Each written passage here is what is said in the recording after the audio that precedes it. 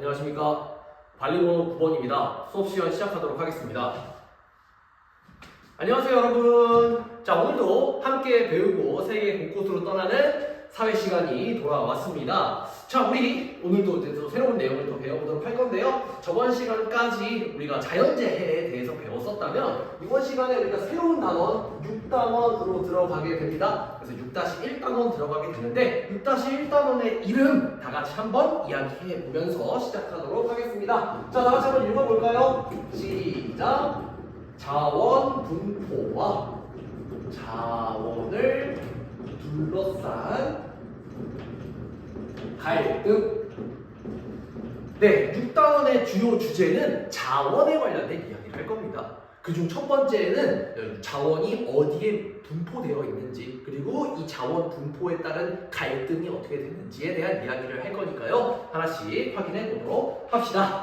자, 먼저 본격적인 내용에 들어가기에 앞서서 자원과 관련된 선생님이 기사를 좀 가져와 봤어요. 기사를 한번 다 같이 읽으면서 한번 시작을 해 보도록 하겠습니다. 자, 선생님 같이 한번 이렇게 앞에 화면 한번 볼게요. 삑. 네, 자, 지금 기사는 두바이의 기름값과 물값에 관련된 기사입니다. 잠시 시간을 드릴 테니까요. 한번 읽어보시고 두바이의 기름값과 물 가격이 어떤지를 한번 일단 기사 속에서 한번 파악을 해보세요. 잠시 시간을 드리도록 하겠습니다. 네, 자, 읽어보셨을까요? 우리나라와 상황이 굉장히 다르다라는 걸 볼 수 있을 것 같은데, 우선 두바이의 휘발유 가격은 얼마라고 이야기를 하나요? 네, 그렇습니다. 리터당 576원이라고 이야기를 하고 있고요. 그럼 물 가격은요? 물 가격은 리터당 660원이라고 이야기를 한대요. 누가 더 비싸다는 거예요? 그렇죠. 물이 더 비싸다 이렇게 이야기를 하고 있습니다. 그러면은 우리나라와 한번 비교해 볼까요? 우리나라? 혹시 우리나라와 비교해서 혹시 한번 얘기해 줄 수 있는 친구 있을까요? 네. 소정이가 손 들어주면 한번 얘기해 볼까요? 네. 소정이가 우리나라 기사를 통해서 우리나라 기름값이 1,300원이라고 이야기를 했고, 물값은 자기가 편의점에서 물을 사봤을 때 1리터에 1리터에 싸게는 뭐 한 500원 이렇게도 구매를 했었다, 이렇게 이야기를 해줬었습니다. 맞아요. 우리나라는 기름값이 훨씬 더 비쌉니다. 물보다 기름값이 훨씬 더 비싼데 그 이유가 무엇일지 한번 생각을 해봐야 된다는 거죠. 여기에 이유가 살짝 적혀 있습니다. 한번 이야기해 줄 수 있는 친구 있을까요? 네. 경민이가 손 들었는데요. 맞습니다. 두바이는 지금 기사에 있는 첫 문장을 보시면 어떻게 되어 있습니까? 석유가 많이 나오는 이라고 이야기를 해줬죠. 그렇기 때문에 석유의 가격이 저렴할 수밖에 없었다. 많이 나오니까. 그럼 반면에 물은요? 그렇죠. 두바이는 건조한 사막 기후였었기 때문에 물을 구하는 게 훨씬 더 어려워서 더 비쌌다, 이렇게 정리를 할 수 있겠습니다. 그렇죠. 네, 우리가 이것처럼 자원이 더 많이 나오는 건 더 저렴하게 팔 수 있는 거고, 자원이 적게 나오는 건 비싸게 팔리게 되더라, 이런 이야기들을 우리가 정리를 할 수가 있겠습니다. 이것처럼 자원은 지역마다, 우리나라 같은 경우에는 물이 많았고 석유보다, 두바이 같은 경우에는 석유가 물보다 많았다, 이렇게 볼 수 있는 것처럼 지역마다 분포가 서로 다르다라는 이야기를 우리가 이 기사를 통해서 확인할 수 있었어요. 그래서 본격적으로 한번 자원에 대한 이야기를 시작을 해보도록 하겠습니다. 준비되셨나요? 네, 좋습니다. 자, 그러면은 우리 먼저 자원이라는 게 도대체 무엇일까부터 이야기를 해보도록 합시다. 그래서 자원이란 무엇이냐? 이거부터 한번 이야기를 해보도록 하죠. 자, 일단 여러분들 흔히 자원이라고 하는 걸 굉장히 자주 사용을 할 거예요. 근데 우리가 보통 무엇을 자원이라고 이야기하냐? 이 자원의 정의에는 몇 가지 필요한 조건들이 좀 있습니다. 우선 자원은 인간에게 유용해야 해요. 즉, 쓸모가 있어야 된다라는 거죠. 인간에게 쓸모가 있어야 되고, 그리고 기술적으로, 그리고 경제적으로 이용 가능해야 된다. 우리가 사용할 수 있어야 된다 이거죠. 우리가 사용할 수 있어야 되는 것들이 바로 자원이다, 이렇게 이야기를 해요. 그렇다면 우리는 어떤 사실 자원이라고 하는 건 굉장히 넓은 의미의 자원까지 다 자원을 포함을 합니다. 사실 여러분들도 자원이에요. 그런데 우리가 이제 이 교과서에서 자원은 보통 자연에서 얻을 수 있는 것들로 우리는 이번 시간에 이야기를 하도록 할 겁니다. 그래서 어떤 것들이 있나를 곰곰이 생각해 보니까 에너지 자원, 우리가 불을 켜고 끌 수 있는 것, 추울 때 난방을 켜고 끌 수 있는 것, 이런 것들, 이런 에너지 자원이 있을 수 있고요. 그 다음에 식량 자원이라 그래서 우리가 먹는 것들, 먹는 것도 당연히 자원으로 들어가겠죠. 그 다음에 물 같은 것들도 당연히 자원으로 들어가겠습니다. 이런 식으로 에너지 자원, 식량 자원, 물 자원 이런 식으로 분류를 할 수가 있습니다. 그렇다면 이 자원이라고 하는 건 몇 가지 특성을 가지고 있는데 이런 특성들을 여러분들 좀 잘 알아두어야 합니다. 세 가지 특성이 있습니다. 세 가지. 먼저 첫 번째는 유한성입니다. 유한성. 첫 번째 특징인 유한성이라고 하는 건 무슨 뜻이냐? 한계가 있다. 즉 언젠가는 고갈되더라라는 겁니다. 여러분들 이렇게 언젠가는 고갈될 수 있는 자원 혹시 알고 있는 것들이 있을까요, 여러분들이? 그렇죠, 여러분들 뉴스를 통해서 많이 봤을 거예요. 우리 석유는 언젠간 없어질 거기 때문에 우리가 조심해야 된다. 이런 얘기 많이 하죠. 그렇습니다. 이런 자원들은 유한하다. 언젠간 끝이 있다. 이렇게 이야기를 해요. 그리고 우리가 이런 끝이 있다라고 하는 것과 관련해서 여러분들 좀 더 직접적으로 알려줄 수 있는 지표가 한 가지 있는데요. 선생님과 함께 그림을 보도록 하겠습니다. 자, 화면 한번 봐주세요. 네, 자 지금 여기 제목에 보면 뭐라고 써져 있나요? 주요 에너지 자원의 가체연수라고 하는 게 써 있습니다. 가체연수. 가체연수라고 하는 건 앞으로 몇 년 동안 이 에너지 자원을 채굴할 수 있냐, 캐낼 수 있냐, 사용할 수 있냐라고 하는 의미가 가체연수예요. 보면 우리가 주로 사용하는 석유, 석탄, 천연가스의 가체연수가 적혀 있는데 특히 가체연수가 짧은 애들이 누구죠? 맞아요. 석유와 천연가스가 짧습니다. 그렇다라는 건 석유, 천연가스는 앞으로 50년 뒤에는 쓸 수 있다, 없다? 없다라는 거예요. 즉 고갈된다라는 거죠. 여러분들이 사용하고 있는 휘발유, 그러니까 여러분 부모님들이 뭐 차 운전하는 데 사용하는 휘발유, 에어컨을 돌리는 데 사용하는 전기 이런 것들을 만들 때 들어가는 천연가스 이런 것들이 언젠가 고갈될 수 있다라고 하는 게 중요한 특징입니다.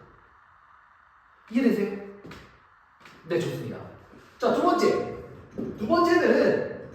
편재성이라고 하는 특징인데요. 편재성이라고 하는 게 무슨 뜻일까? 편재성이라는 건 치우쳐져 존재한다라는 건데요. 다른 말로 말해서 고르게 분포하지 않는다.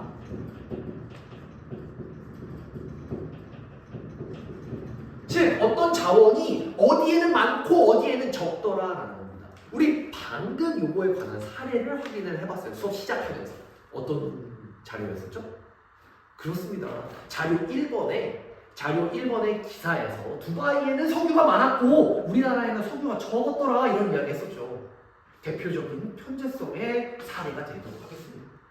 그래서 석유라고 하는 자원은 전 세계에 고루 있지 않고 우리가 흔히 중동이라고 부르는 서남아시아 지역에 많이 분포하더라. 우리나라에는 없고. 그게 편재성이었습니다. 그 다음 세 번째 특징은 가변성입니다. 가변이라고 하는 건 변할 수 있다라고 하는 뜻인데요. 즉 시간이나 장소, 문화에 따라 자원의 의미가 달라지더라라는 겁니다. 이게 무슨 말인가요, 선생님? 한번 사례를 통해서 한번 보여주도록 할게요. 자, 화면 한번 봅시다. 자, 지금 여기 보면 중국과 사우디아라비아에 있는 2명의 사람 가족들이 밥을 먹으면서 이야기를 하고 있는 게 있어요. 한번 확인해 보시겠어요? 잠시 시간을 낼 테니 한번 읽어보세요. 뭐라고 써져 있는지. 네, 자 읽어봤을까요? 둘 다 뭐에 대한 어떤 자원에 대한 이야기를 하고 있죠? 맞습니다. 돼지고기에 대한 이야기를 하고 있어요. 그런데 중국은 돼지고기라고 하는 자원이 이 사람들한테 가진 의미가 어때요? 그렇죠. 아주 맛있는 식량 자원으로서 사용된대요. 그런데 사우디아라비아에서는 어떻죠? 사우디아라비아에서는 종교적인 이유로 돼지고기를 안 먹는다라고 이야기를 한대요. 그럼 그 사람들한테 돼지고기는 자원이 될 수 있을까요? 없을까요? 없다라는 거죠. 그 사람들한테 유용하지 않잖아요. 쓸모가 없다 이거죠. 돼지고기. 이것처럼 자원의 의미는 문화에 따라서 다르더라. 여러분들한테 돼지고기는 어떤 의미를 가지나요? 여러분들은 굉장히 좋아하네요. 먹고 싶다고 하는 친구들도 있고요. 네, 좋습니다. 이것처럼 여러분들도 사우디아라비아의 사람과는 자원의 의미가 달라진다라는 거예요. 이렇게 유한성, 현재성, 가변성 세 가지 특징에 대해서 확인을 해봤습니다. 이해되시나요? 네, 좋습니다. 네, 자 그러면 우리가 지금까지 자원의 편재성과 소비의 분포까지 확인을 해봤어요. 자 그러면 우리 요 내용들을 토대로 모둠 활동을 진행을 해보도록 할 건데요. 오늘은 어떤 모둠 활동을 진행할 것이냐? 모의 국제 협상에 관한 역할극을 진행할 겁니다. 여러분들이 연기를 진행하도록 할 거예요. 당연하게도 주제는 어떤 것이냐? 자원과 관련된 것일 수밖에 없겠죠. 그런데 선생님이 몇 가지 사례를 드릴 거예요. 무슨 사례를 드릴 거냐? 자원 분쟁의 사례를 드리도록 할 겁니다. 즉 자원을 가지고 여러 나라가 서로 대립하고 있는 상황을 줄 겁니다. 그래서 여러분들은 각 나라를 대표해서 각각의 이제 임무를 맡을 거예요. 그래서 역할극을 진행하도록 할 것입니다. 자, 모둠은 여러분들 지금 5명이서 5 모둠으로 나누어져서 잘 앉아 있습니다. 그 다음에 준비물 우리 한번 다 같이 먼저 확인해 볼 텐데요. 먼저 이제 대본을 작성해야 되죠. 역할극에는. 자 그래서 A4 용지, 빈 종이를 몇 가지 드렸습니다. 거기에다가 대본을 작성을 할 거예요. 그 다음 태블릿 PC 자리마다 주어져 있으니 자료 조사가 필요할 때는 태블릿 PC를 사용하면 되겠다. 이렇게 안내하고요. 어떻게 이루어질 거냐? 절차 첫 번째, 먼저 모둠별로 사례를 선정하도록 할 겁니다. 각자, 자, 우리 조는 이 분쟁에 대해서 역할극을 만들 거야. 우리 조는 다른 분쟁에 대해서 역할극을 만들 거야. 사례를 정하도록 할 거예요. 첫 번째. 두 번째는 우선 그 분쟁에 대해 알아야겠죠, 우리가. 사례 조사를 하도록 할 겁니다. 세 번째, 이 사례 조사한 것들을 바탕으로 역할극의 역할을 분담할 거예요. 너는 어느 나라를 맡아, 나는 어느 나라를 맡을게 등등 역할을 나눠주시면 되겠고요. 그 다음 대본 작성해 주시면 되겠습니다. 연습도 좀 해야겠죠? 그 다음 발표 진행하도록 할 거고요. 마지막에는 선생님과 함께 정리해 보도록 하겠습니다. 이해되세요? 네, 좋습니다. 자, 그래서 요거에 대한 평가는 어떻게 할 것이냐? 평가는 동료 평가와 자기 평가 두 가지를 진행을 할 겁니다. 그런데 이때 여러분들 다른 조원들 그리고 본인의 행동에 대해서 본인의 이번 시간 참여에 대해서 다음과 같이 좀 다음의 측면에서 생각을 해줬으면 좋겠는데요. 첫 번째는 비판적 사고력. 우리는 지금 모둠별로 국제 협상을 해야 돼요. 즉 자기 나라의 입장을 이야기를 해야 됩니다. 당연히 그럴 땐 뭐가 필요하다? 근거, 논리가 필요하다. 즉 이런 근거와 논리를 얼마나 잘 세웠느냐? 첫 번째. 두 번째는 이건 모둠 활동이죠. 모둠 활동이다 보니까 의사소통과 역할극을 만들기 위한 협업 능력이 무조건 필요합니다. 다른 조원들과 같이 하나 되어 모둠 활동을 잘 참여해 주시기 바라며 이런 측면을 같이 고려해 주시기 바랍니다. 잘 알 수 있죠?